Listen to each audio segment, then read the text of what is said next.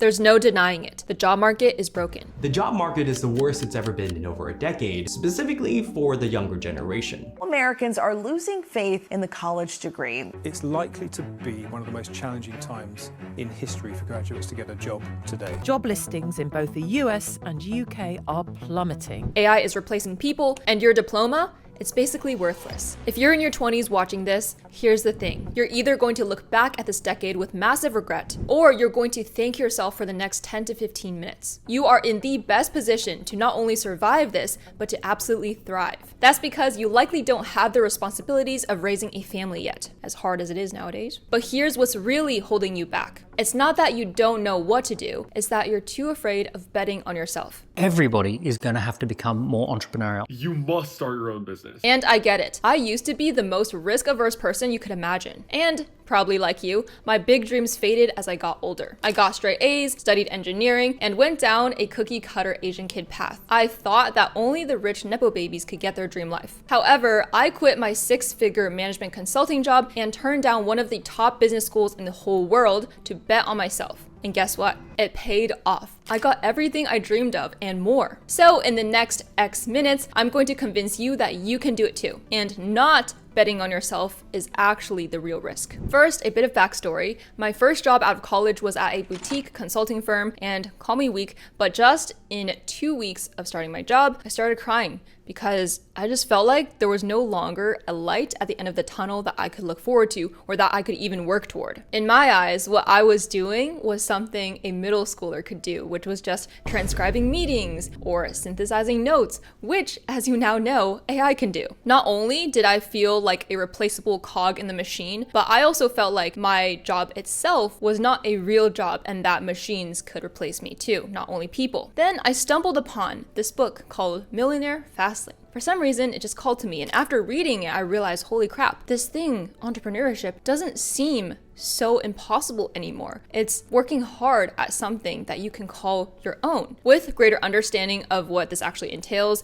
and knowing that a corporate job is actually not the most stable thing, I decided to commit myself to building a YouTube channel. I did this alongside my consulting job, and not gonna lie, I had a lot of doubt along the way because I've never done anything this hard and this unknown before. However, after a ton of resilience, which I talk about in these videos, eventually I grew an amazing audience on YouTube, and not only that, but opportunities just multiplied, and suddenly I'm able to build an app I'm super passionate about. I can get paid to do public speaking, and not only that, but I've created a dream life of fulfillment and equity. After breaking through this paper wall and seeing what's actually beyond the curtain in the startup or creator economy world, I found that anyone can just work smart and hard enough to monetize their passion. I believe even more in chasing your dreams and ownership. For example, one of my friends got laid off 3 times, but she used that as a launching pad to build her personal brand, teaching finance online, and now she lives with financial freedom. She can travel anywhere she wants, whenever she wants. Plus, you can find examples online where a creator was building their personal brand while working their 9 to 5. And then when that layoff happened, they already had something to still give them some income while they got their feet back on the ground. Having a 9 to 5 is the perfect time to start a business because what better way to practice? And it's almost like a no-risk practice because you're still getting paid. You could literally take your paycheck, bet it on something, it doesn't happen, well, good thing money replenishes, it comes back next month. In all these cases, building something of your own gives you control in this world where we lack a ton of control right now. Now, going into point number 1 of convincing you why you should also chase your dreams and not be so scared anymore, and that is debunking the myth that entrepreneurs are not scared of anything. Now, let me tell you something, and it's that entrepreneurs are actually terrified. They are terrified of not trying the thing. They're scared of not building something they can call their own in this one lifetime. They're scared of never knowing what the possibilities could be. Remember how I said I was scared about my job? Well, you could say it's scary to put my face on the internet where I could be judged by thousands of people and get hate on. Growing up as a people pleaser, I might also be daunted by the prospect of working hours and hours on something that might not pay off, but all of these negative possibilities didn't scare me at all. Why? because the alternative was so much scarier. It was staying in this sad job of consulting where I knew for a fact I'm guaranteed dissatisfaction and further sadness. And so why wouldn't I choose this alternative path to give me a chance at something that makes me happier? Gonna get a little morbid here, but imagine yourself on your deathbed. Do you care about what everyone thought of you before? No, because those people are actually likely all dead. Why would you live for the opinions of other people who will also be dead? Alex Hormozy said something like that. You're gonna die, and other people's opinions of you aren't going to matter. So you might as well do what you were gonna do anyways, and not worry about it. Or worse, you come to the end of your life never knowing if your attempts would actually work. And for me, I always like to time travel in my head, so I imagine starting a family and missing out on being able to explore different careers. Not future-proofing your life is scary. Number 2, speaking of future-proofing your life, love me or hate me for saying this, but there's no other option other than 2, which is building a personal brand or being in AI itself. And here's a very clear reason, right? So no jobs are safe from AI replacing you, except for being human. And building a personal brand inherently means using your unique human aspects to connect with an audience and build a community. That is something that AI can never replace. So either you do the thing that AI can never replace, or you join them and do things like AI automation, which many new grads are already making hundreds and thousands of dollars from. Now, there are several videos and other smarter entrepreneurs on the internet saying the exact same thing as me, so you don't have to take it just from me. And you can also say, well, you guys are just self-serving, and yeah, of course you say that because you also have personal brands, and maybe you have a course to sell us in the future. Wink. And all I have to say to that is, possibly, it's quite possible we are all wrong. Like, of course, you don't have to hedge for your job that might disappear by building something your own on the side. There's only one way to find out if you need it or not. But wouldn't you rather not find out, and wouldn't you rather not risk it? There are a lot of people out there who seem allergic to AI. And I used to be like that too. Like, I am seriously a boomer when it comes to using new tools because I'm just stubborn in doing things the way they always were and working hard and brute forcing it. I don't want things to change or to learn a new tool, but I have to accept the reality. So I would rather be wrong and change myself and unlearn things than to keep being stubborn and not using AI and then fall farther and farther behind. As Stephen Bartlett says, there's a difference between being right and winning. So for you, better to keep an open mind, feel free to do your own research and to come up with your own conclusion using known information. Wait, but with a personal brand and your own business, don't you need to send your audience somewhere? Oh, that's right. I wanted to make a website, but amywang.com was taken.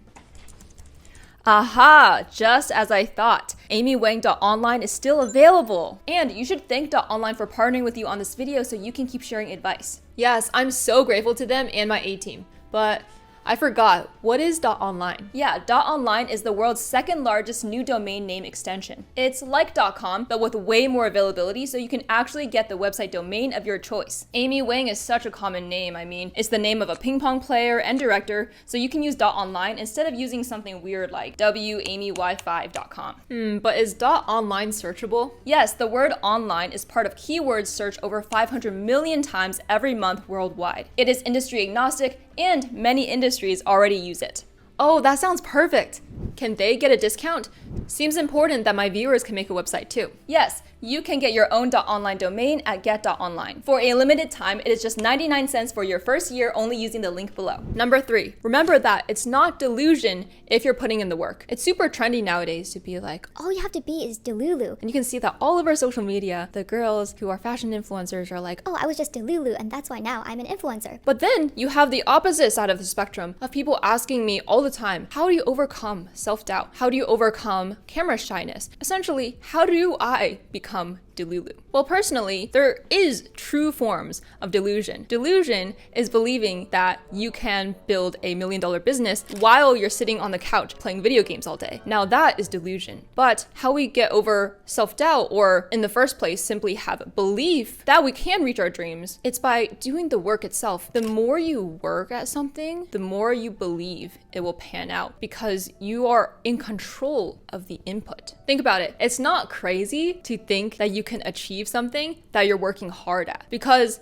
then why would you work hard at it in the first place? You should come in with the baseline belief that your work is going to get you somewhere great inevitably. And then you have that belief that then propagates in a circle, you taking action. And oh my gosh, I just realized that's that yin yang we were talking about, right? Like the great action feeds the mindset, and the mindset feeds the great action again and again, and you can spiral upwards. But remember that you can also spiral backwards. So if you have too much self-doubt, or in the beginning you don't even believe, then of course it's going to be a lot harder to put in the work. We should reframe belief as knowing. It's knowing that every effort you put in, you're going to get a win no matter what. Either you're going to get the result you want, or in most cases, you're going to get stronger, smarter, more skills and experience that will then get to the result you want. And what if you have self-doubt? Well, trust me, it's not all rainbows and sunshines along the way. While I was pursuing YouTube, it's not like every single second I was like, yeah, this is gonna be great. There were tens and tens of videos where I poured 10 to 20 hours into, and I would only get 500 views. And when I have self-doubt, here's what I think. It literally does not matter, because when those videos flopped, I knew that I have not tried everything in my power, and every single kind of video, every single thumbnail, every single strategy I could to see my potential. And thus, self-doubt is actually irrelevant. You can think of building something of your own, whether it's a business or a personal brand, like running a series of experiments. If you go in the chemistry lab and you put a bunch of ingredients together, it does not matter whether you doubt it's going to work or not. The result will speak for itself. It will either work or it won't. Either way, you thinking it won't work doesn't affect what actually will happen. And so for me, even though I would get down on the views or the failures, I wouldn't even have the time to sit in that disappointment, because I would be too busy already running the next experiment. If you're putting in the consistent reps, the habits that correspond to each of your goals, then success is inevitable. Number 4, you're not bad at it, you just haven't done enough. This is like the sister to tip number 3, because you know what is delusional? Saying you're bad at something when you haven't even tried it enough yet. People give up not because they're bad at something, but because they were wrong about their ability to get good. It's like you're getting upset at a kid who can't hit a home run after a single baseball practice, and you're like, Yep, guess it's time for you to quit. You just don't have it in you. And here's proof. So I have a younger sister, and growing up, I would always be more shy, introverted. I'm not nearly as naturally talented as my sister Angel, whether it's in singing, dancing, or even speaking to a camera. So get this, my little sister was the one who was always meant to be a YouTuber, because she would pull out her phone and just start saying, hey guys, it's Angel, and then be so charismatic and funny in the camera when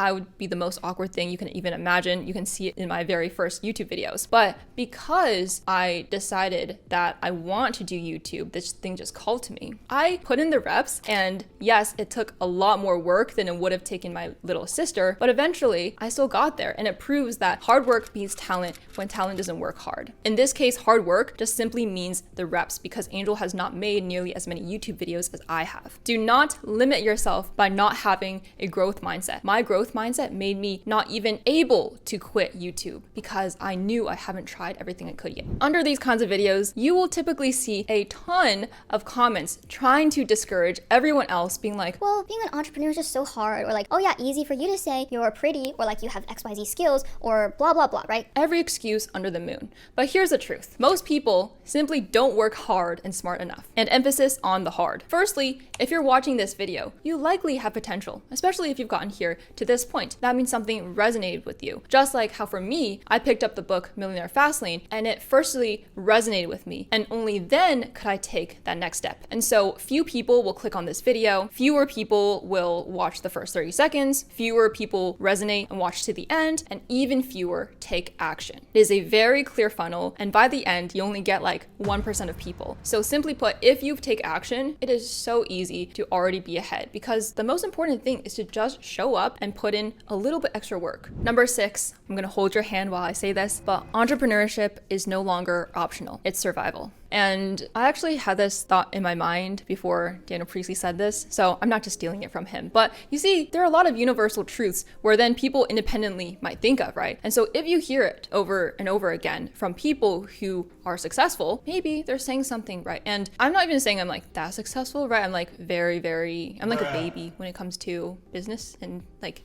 YouTube stuff. Like I still don't really know what I'm doing most of the time, but what I do know is that times are changing, and if you don't do something different while the world is different itself, then you're gonna be left behind in a world that no longer exists. I've seen comments that are like, well, what if I don't want to start a business? What if I don't want to do any of the options laid out? well, that's kind of like saying back then, Well, what if I don't want to get a job, but I still want money and I still want to support myself? it's really not an option anymore. So again, just take this video with what you will. You know, I'm just the messenger and saying what I believe in from my personal experiences. And truly, I believe that, in fact, our dreams might have been killed while we were growing up, right? But now we're kind of put in this position where we have to chase our dreams. And our likelihood of thriving and supporting ourselves financially is actually increased by chasing our dreams. Caveat, do learn from experienced entrepreneurs like Daniel Priestley, Ali Abdaal, Stephen Bartlett, so you're more informed on what kind of dream to build. Some paths and approaches